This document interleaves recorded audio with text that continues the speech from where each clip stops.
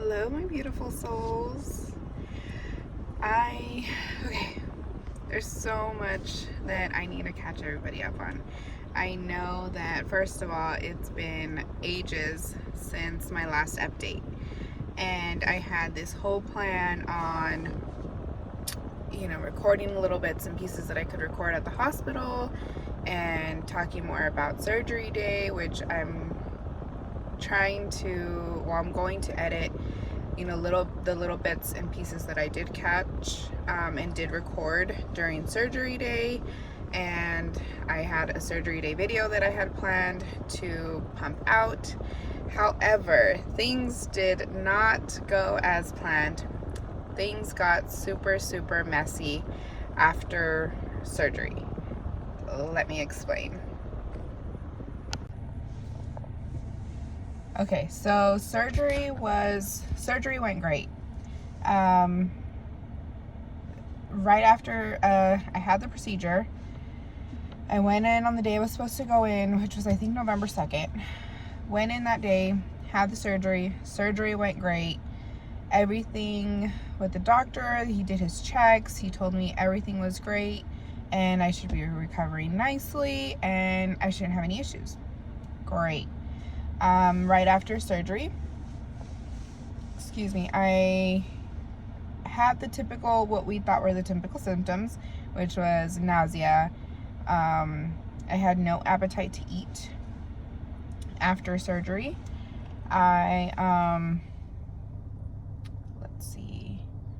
But everything just seemed normal after surgery. I was super gassy and bloated, which was expected because he told me that they were filling up my whole body and stomach with gas. So that was expected. Let's see. Sorry if I'm all over the place. I'm trying to remember everything step by step because it was in November and today is April 4th. So it has been some time. So yeah, everything was great. I stayed in the hospital the one day and then I was out by the next day. During the time that I was in the hospital, they said everything was fine, vitals were fine. I was healing nicely from my scars. The gas was going through perfectly, like I was burping. Everything was fine. I could feel my bloat going down as well. They had me banded up with a band. So yeah, everything seemed to be going fine. But I was super nauseated and I couldn't keep anything down because all they gave me was the broth, protein shakes, Jello, and I had no appetite to eat anything. I didn't care to have the broth. Like I would take a few sips, but I was just super nauseated that I was just like, I don't even want to try. And they said that was normal because of anesthesia, the medications, blah, blah, blah, after surgery. So, okay, cool. Let's go with that. I went home. I was supposed to start getting better. And I did. I was starting to get better. Things were getting better. From what I thought, I was, walking around like I was supposed to every 3 hours to prevent blood clots. I was doing everything that I thought I was supposed to be doing, what I was told I was supposed to be doing. So I was still doing the broths. I was doing all liquids still because that's where I was at. Again, I was still super nauseous. I think I was good for maybe a day or two after I got home from the hospital. With, drinking the liquids, eating my liquids. But when it came to starting to try to take my medication, which was my medication for my gallbladder, heartburn, and a few other medications that the doctor prescribed me for post-surgery care, I was having a really hard time keeping them down and just taking them in general because some of them I had to open the pills and pour the contents of the pills into whatever I was eating, like the Jello or the pudding or whatever.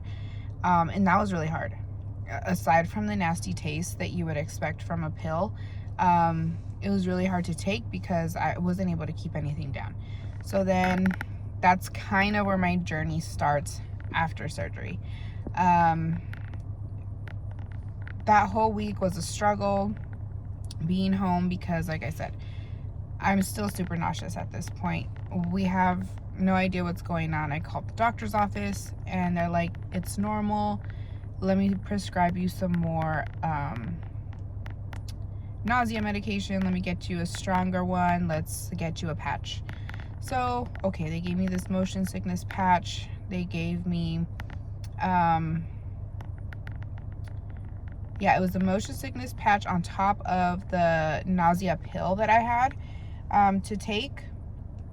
So I started taking it. I had the patch on, did everything as directed, and still, like, I really couldn't keep anything down. I was lucky that every once in a while I was able to keep down a Jello, a half a Jello, a pudding, a half a pudding. Everything was sugar-free. And nothing was working. I would try to do the broths. So slowly, as the days and weeks went on after surgery, this is like after week 1, week 2, we're already on week 3, and I'm still the exact same. And this is already getting towards, Thanksgiving. This is the week before Thanksgiving. I called the doctor and I told him, look, I can barely keep down water. I am having such a hard time. I need help. I feel like I'm very dehydrated. I know that I must be dehydrated because I can't keep any liquids down. I can't keep as much water down as I should be keeping down. I need something done. So I went to the hospital. He told me to go into the hospital to get an IV. Got an IV with fluids. I started feeling better. In the beginning, I was a little nauseous, but I think that was just the rush of all the hydration and the vitamins and everything that they were giving me that was just kind of like shocking my body in the beginning. So it caused a little bit of nausea, which was expected. But then I felt good once the hydration kind of started to wear off because I was already feeling nauseous. I was already feeling nauseous and I couldn't hydrate myself. Being dehydrated also causes nausea and, other symptoms when you're dehydrated. So it didn't help my nausea. Nothing I took. He prescribed me every single medication that you could possibly think of for nausea. I was prescribed because the doctor was even confused and in shock, and he was just like, I don't understand. Why isn't any of this medication working? We were both confused. I was taking the medication as he told me to take it. Nothing was working. And so I went to the hospital. I got an IV, got hydrated. Great. I was fine. The next day, I went right back into the same cycle again. Couldn't keep anything down. Couldn't keep water down. So I started dehydrating again. And then after that, I told him, I'm like, look, I can't take this anymore. This is already like week 3 going on week 4 of being post-op. I should be a lot further along. I should be able to start eating solids by this point, soft solids, but I couldn't even go past like a few liquids that I knew I was able to sneak in every now and then. And this is the week before Thanksgiving. He's like, you know what? Let's just admit you. He goes,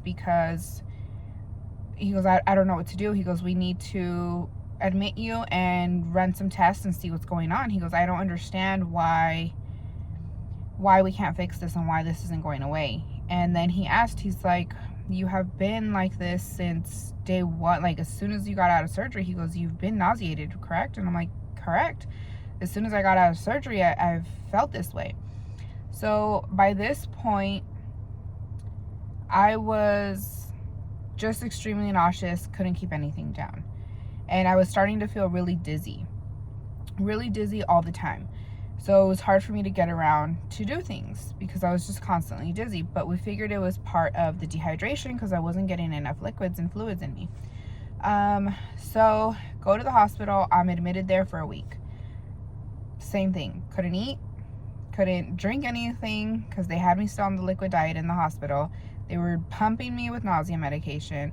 My potassium would go down, so they would give me potassium. When my potassium levels would come back up, I seemed to balance out and I was okay.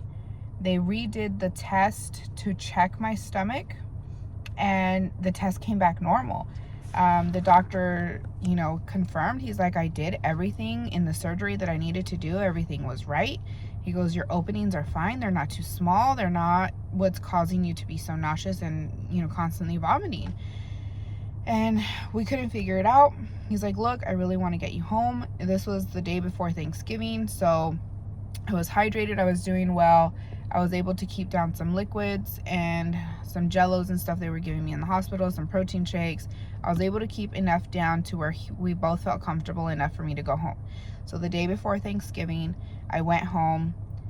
I still wasn't feeling great. I wasn't sure about the decision, but we were both at a loss. We had no idea what to do. So I went home. I wanted to be home. I was in the hospital for a whole week. I didn't want to be in the hospital for Thanksgiving, of course, of all things. So yeah, it took a long time. Finally, I get home. I'm still super sick. And then another 3 weeks pass. No change. I start getting worse. Every week that goes by, I'm calling the doctor's office constantly, bothering them. I felt bad for bothering the office, but at the same time, I had no choice. I had to keep constantly calling them. Like I said, by the end of this, they ended up prescribing me every single nausea medication that they could prescribe me, because I got to the point where I was dizzy, nauseous, and I was having double vision. So I would be sitting down in a place and everything around me was spinning. I was supposed to go back to work by like the 14th of December, and I couldn't. I did try to go to work. I drove myself to work and I couldn't do it. Somewhere in between there, I drove myself to work the next day, or later that day. I had an appointment with my dietitian.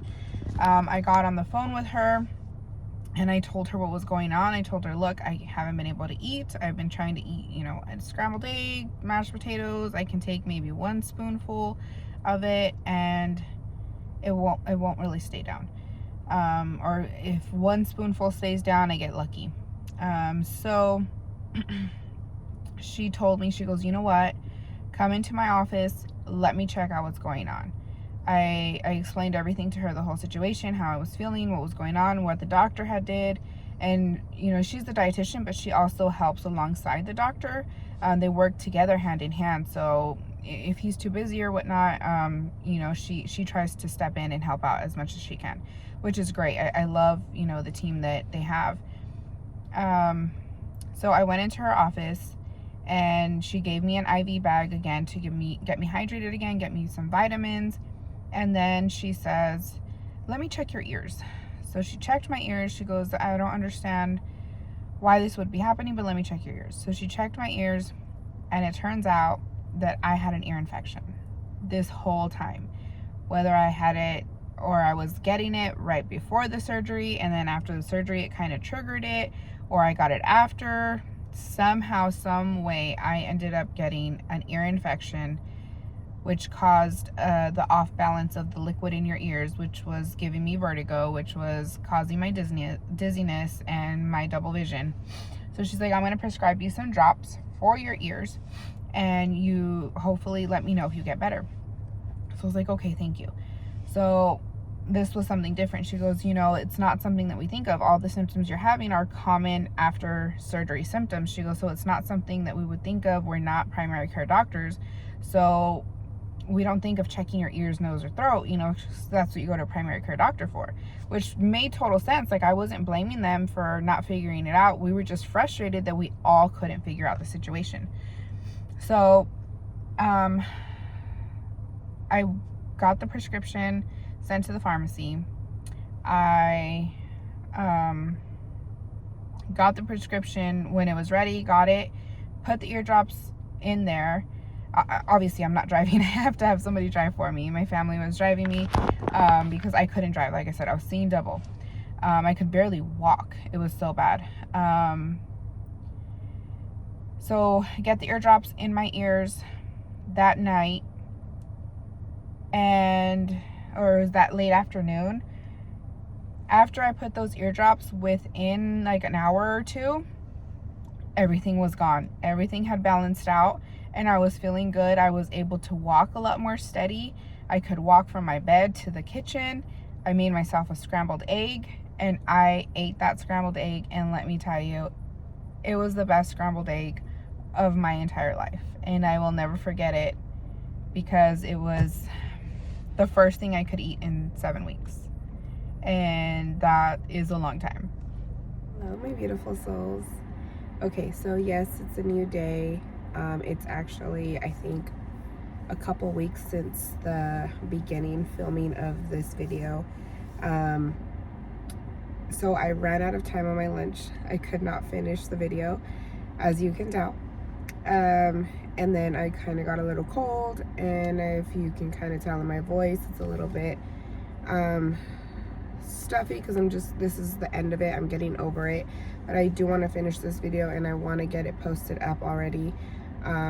So don't mind the little sniffles, the little congestion that you can hear. Aside from the little cold, it has also been very windy, and the allergies haven't helped either, so there's that. Anyway, so I went back to the last video and just to see where I left off, and I was talking about how we finally figured out the problem that I had an ear infection, and that the drops that the dietitian gave me were my cure to getting over it and living my life again.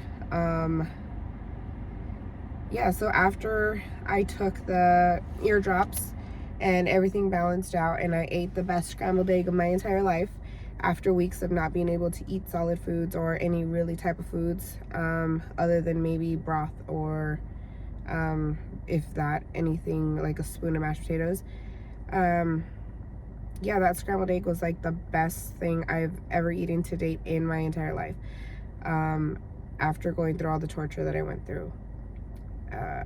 So yeah, I mean, just to really finish the recap, that was the long, torturous post-op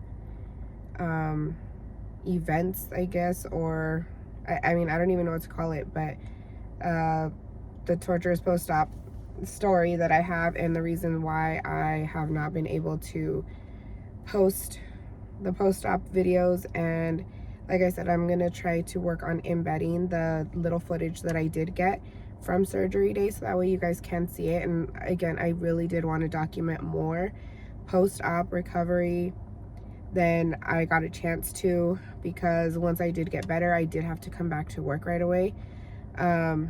And then just trying to get settled with coming back to work and then home. And then I don't know if I mentioned earlier in the video, the first part of it, that we also had to move at the same time. So it was recovery, back to work, moving during the whole dizziness, not being able to function part, post-op. I couldn't do anything, lift anything. So there was moving all in between there. And it was honestly just a really big mess. But I don't want it to, scare you from getting the surgery, because it's not to say that that's going to happen to you. It's not to say that that's going to be your outcome. It was just some kind of a fluke, a freak accident. Don't let it discourage you from getting the surgery if that's something that you have your heart on, that you have set. Again, it's not something that will happen to you, that could happen to you. I mean, it could, you never know. But like I mentioned, everybody's journey is different. Everyone's journey it's going to be different. I mean, you're a different person.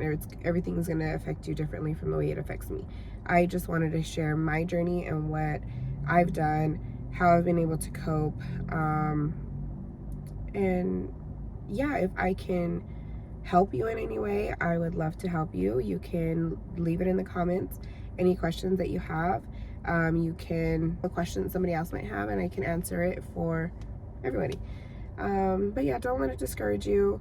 I know that my process and my journey was different. I don't know if anyone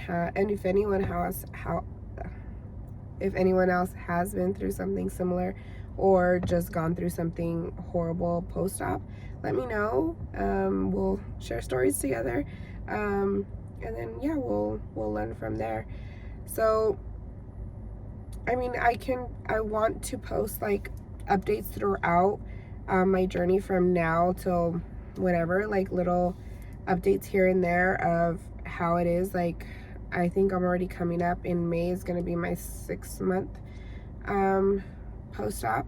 So maybe I'll do a little video 6 months on how I'm feeling after surgery, and then I'll do like a 1-year post-op, and then maybe like a yearly check-in after that. Or if you guys have anything you guys want to see, questions or anything about post-op, go ahead and let me know.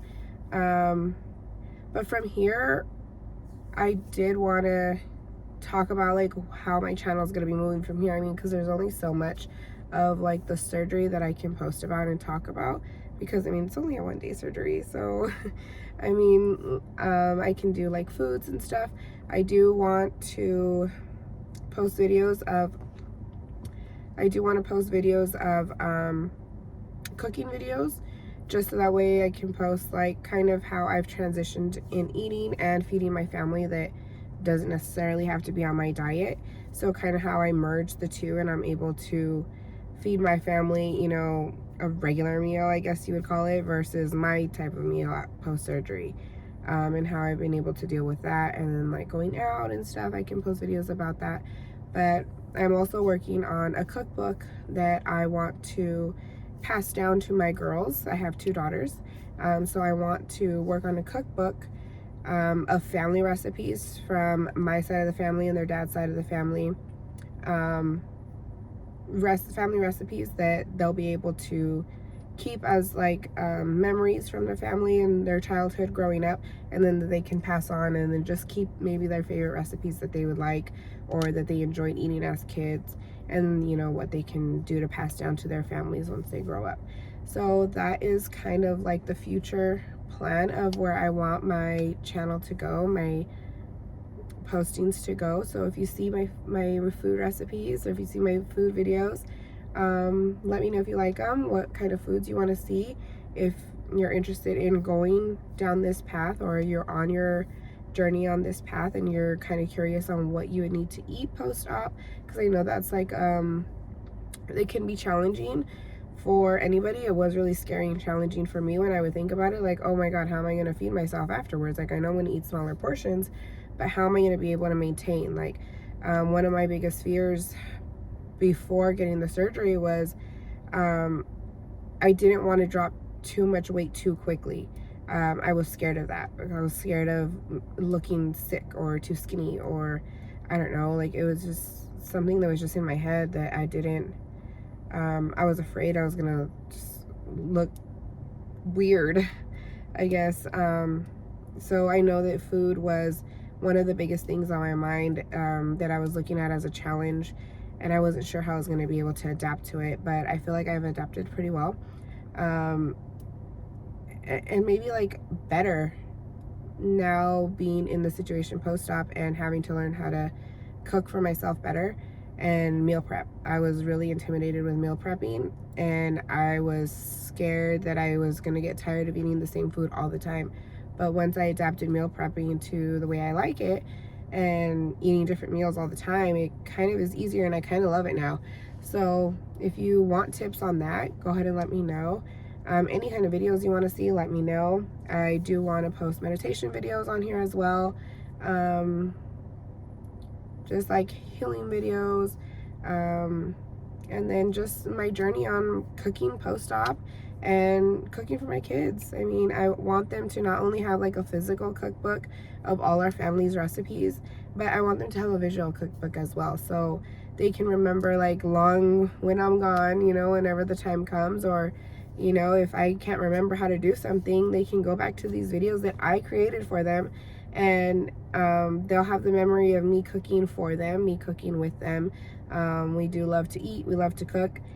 So for them to have this memory in the future, or to even show these memories to their kids, or, you know, their families, as they grow up and get older, I mean, that to me, that just means everything to me.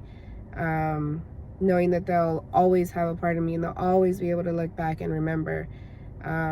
With technology, I mean, now as it's growing and evolving constantly each and every day, yeah, this is something I really want to give to my girls. So to be able to do this for them, I love it. You know, they'll be able to have memories, and they'll be able to show them to their families, and then so on and so on. So yeah, that's the route that we're going on. I hope that you will stick around, and I hope that I'll get a lot more friends on here. You guys just comment, let me know what you guys want to see, any recipes you guys want to see. Again, any questions on this journey, this surgical journey, post-op journey, I'm here to answer. Sorry this video took forever to get out, first of all, and sorry that it is a little bit longer, in case you didn't want too much of a longer video. But here we are, and I hope I can help you on your journey, and good luck. Bye.